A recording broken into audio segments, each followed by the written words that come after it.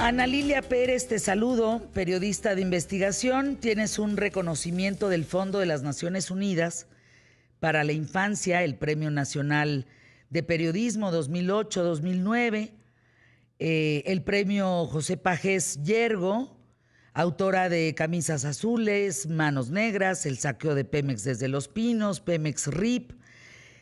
Platícanos, Ana Lilia, esta investigación. A Emilio Lozoya lo detuvieron el pasado 12 de febrero al salir de un conjunto residencial en Marbella. Arráncate, por favor, con todo lo que sabes a partir de esa fecha. Pues sí, Fernanda, buen día para ti, para todo tu auditorio.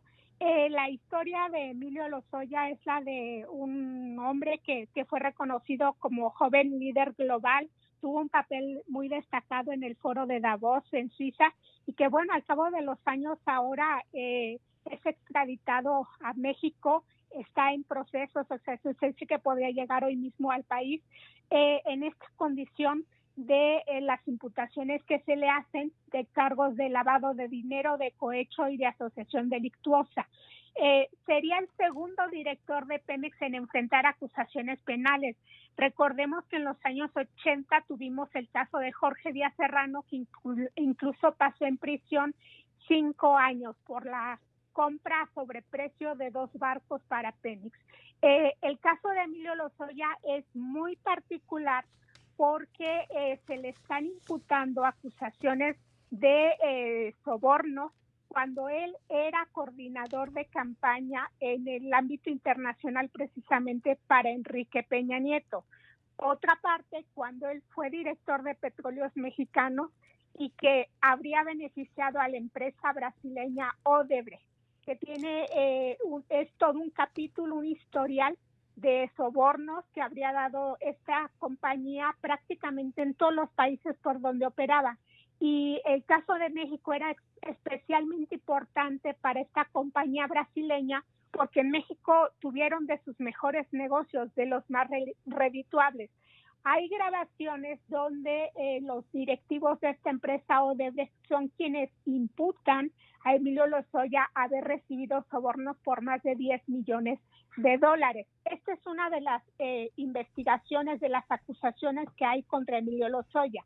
La otra se refiere a la compra que él como director de Pemex en su periodo se habría hecho de una planta de agronitrogenados. Cuando hablamos de esta planta hablamos de toda una serie de instalaciones, pero que eran chatarra prácticamente, estaban sin operar durante más de 2 décadas y que se le vendieron a Pemex pues a precio de oro con sobreprecios y que bueno, aquí hay una línea de investigación muy que apuntaría a el tipo de instrucciones que recibió Emilio Lozoya de hacer este negocio para Petróleos Mexicanos. Esta es una investigación donde se habla de responsabilidad de quienes formaban parte del Consejo de Administración de Pemex, es decir, secretarios de Estado, y probablemente de Enrique Peña Nieto, porque esta compra de esta planta era un negocio que se traía desde la Presidencia de la República. Hay otra operación que fue que provocó daño patrimonial a Pemex, que es la compra que se hizo de un astillero en Galicia, un astillero que se habría pagado muchos millones de euros y que había generado un quebranto se habla de más de 50 millones de euros que habría perdido Pemex en esta operación.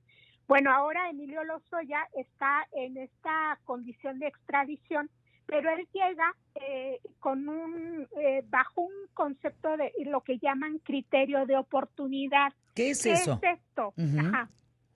El Código Nacional de Procedimientos Penales de México, Fernanda, considera lo que llaman el criterio de oportunidad, que permite que alguien que ha sido imputado de delitos pueda aportar elementos que involucren a mandos superiores por los delitos que a él se le imputan. Él se acoge a este criterio de oportunidad, le dice a la autoridad mexicana, sí, voy a colaborar, se le extradita después de estos meses que estuvo en fuga en Europa y que estuvo en este proceso de detención en cárceles españolas. Ahora estamos en la etapa en que él llegará a México, y bajo este criterio de oportunidad él tiene la obligación de darle a la autoridad pruebas, de darle a la autoridad informes. Se ha hablado de 18 horas de grabación en los cuales se integraría una línea más de investigación, claro, que no era la que originalmente estaba en las imputaciones para él. Se habla de grabaciones donde aparecerían legisladores que participaron en la aprobación de la reforma energética. Recordemos que la reforma energética fue una de las reformas principales del gobierno de Enrique Peña Nieto, y bueno, por lo que se prevé ahora, lo que se intuye es que hubo legisladores que aprobarían esa reforma a cambio de supuestos sobornos también. Esta es parte de las pruebas que supuestamente ofrecería Emilio Lozoya.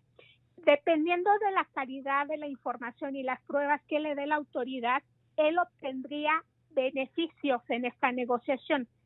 Fíjate, este criterio de oportunidad permite que el imputado pudiera incluso librar la cárcel. No estoy diciendo que este sea el caso, hay mucho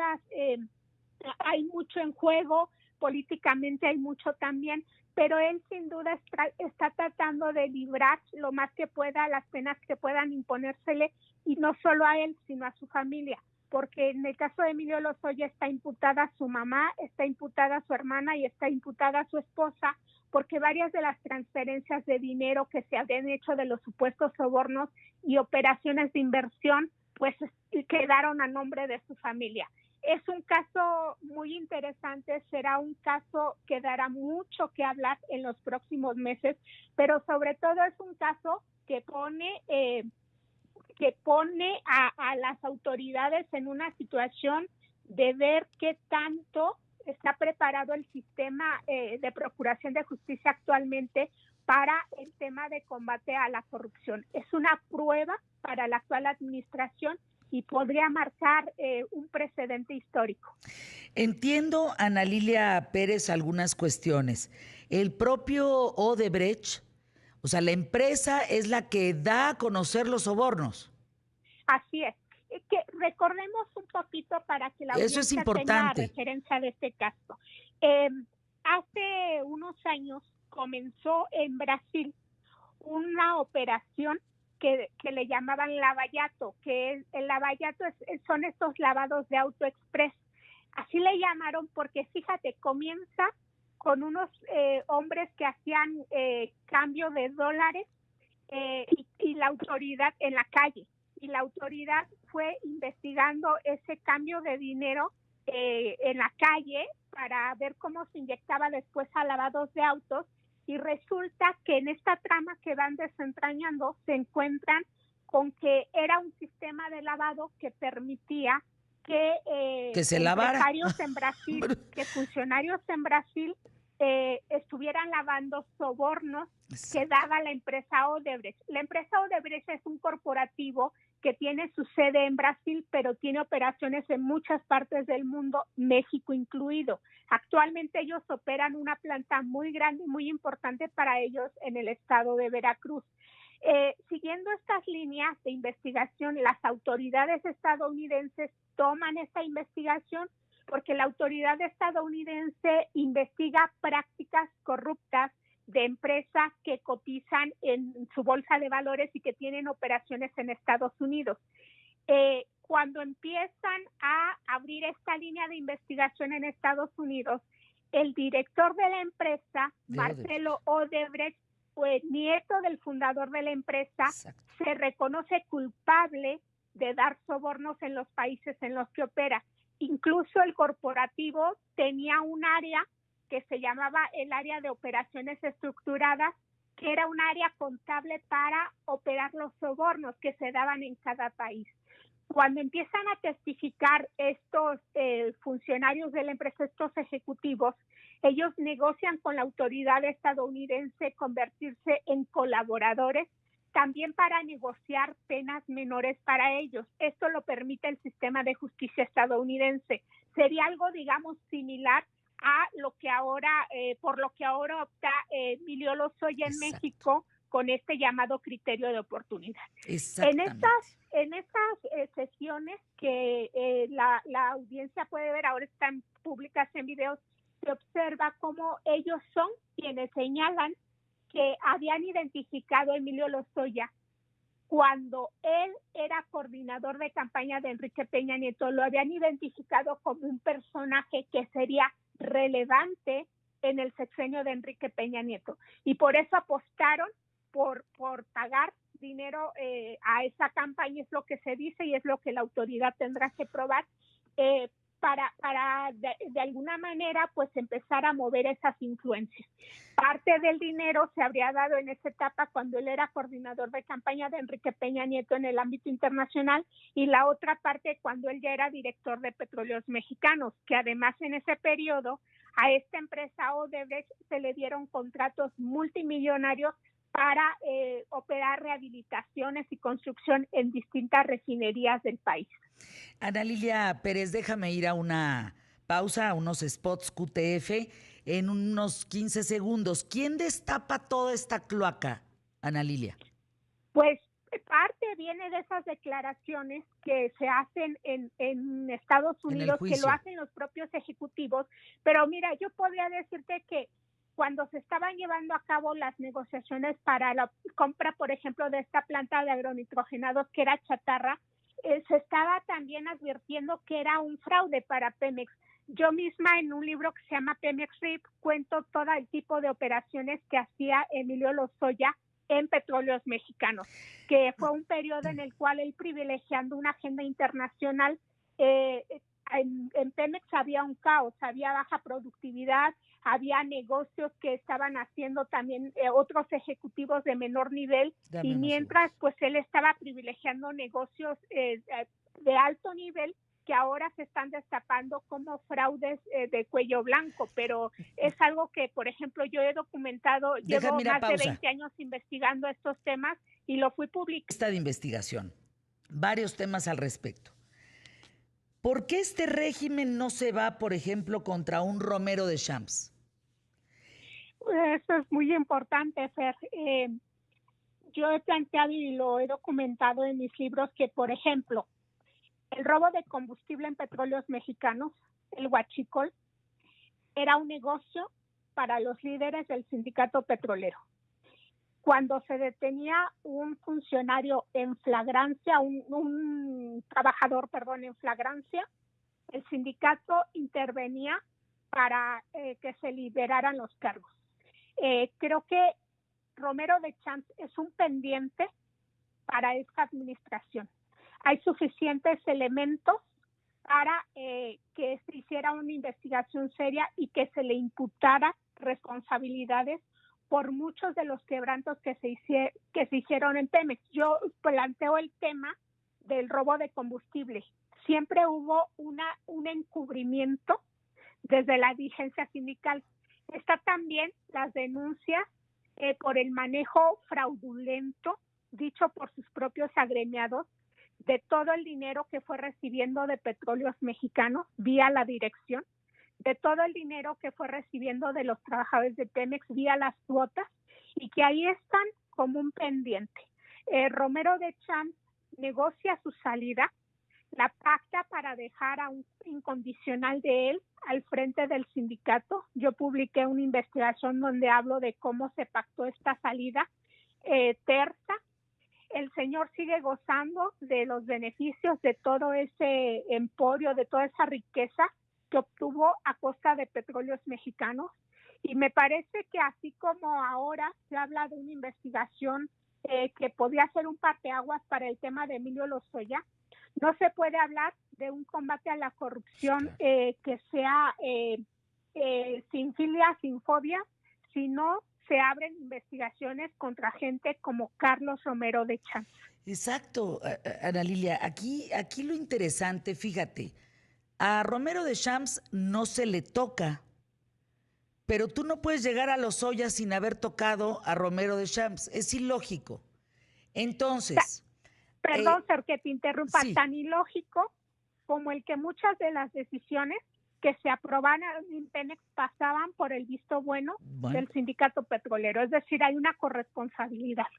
Ahora, fíjate también otro dato, a ver tú qué piensas de este asunto.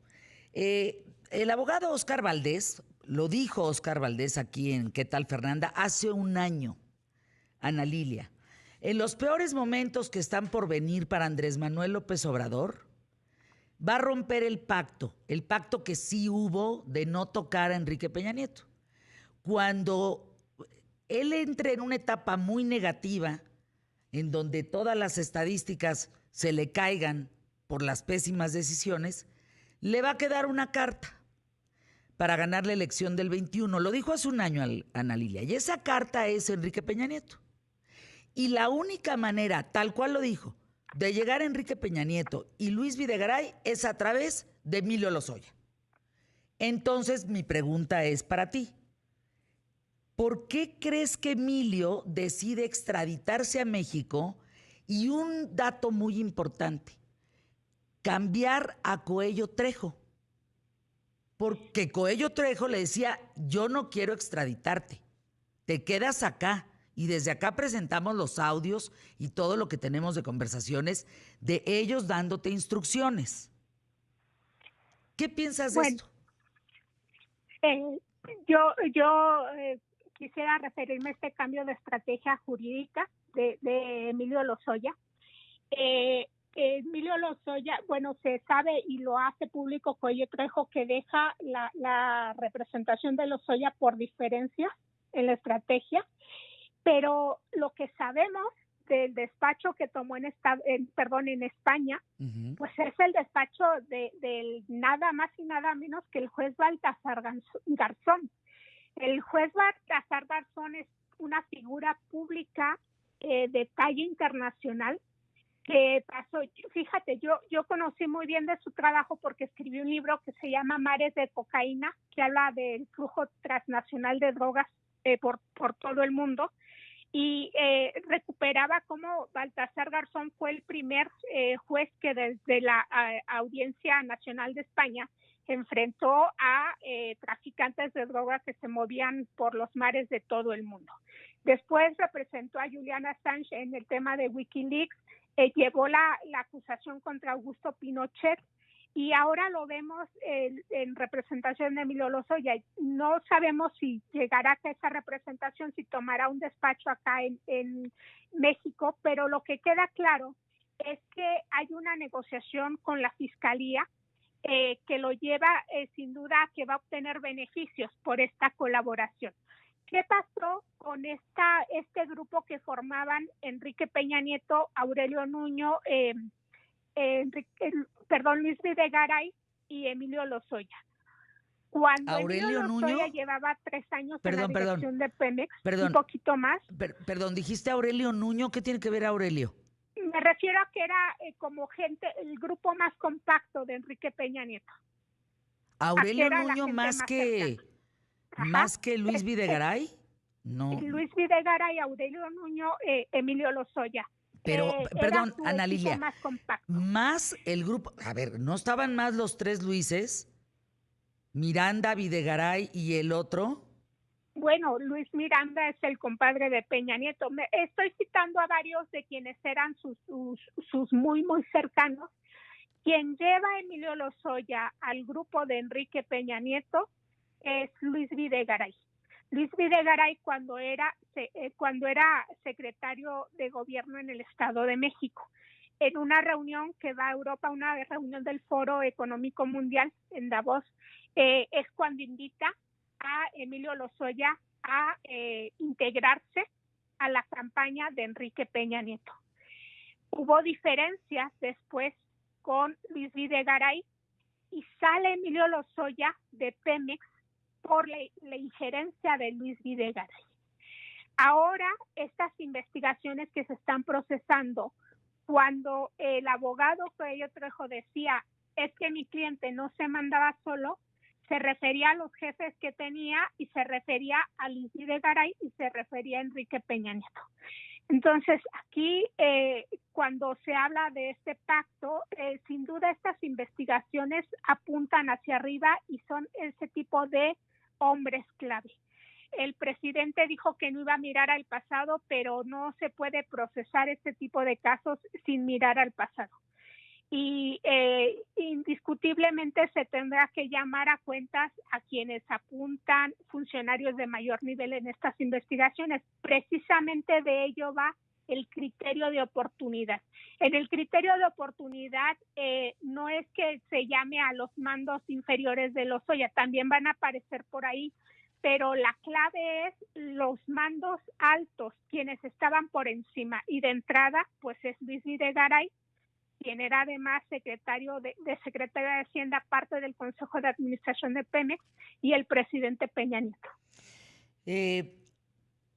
Algo que no hayas dicho, Ana Lilia Pérez, para despedirnos en 2 minutos, algo pues que no hayas dicho de este terremoto político.